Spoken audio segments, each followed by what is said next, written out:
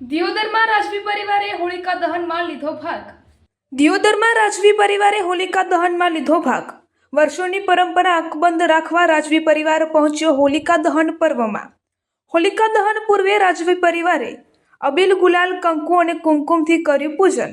રાજવી પરિવારના કુંવરના હસ્તે હોલિકા દહન કરવામાં આવ્યું હતું. લોકો લાકડા અને છણા વડે હોળી માટે એકઠા કરી મનાવે છે ઉત્સવ. હોળી પ્રગટાવ્યા બાદ લોકો નારિયેળ, ખજૂર, ધાણી અને તલનો કરે છે અભિષેક. હોળી એટલે દેવી શક્તિઓનો આસુરી શક્તિ ઉપર વિજય. વર્ષોથી આ પરંપરા ચાલી આવે છે.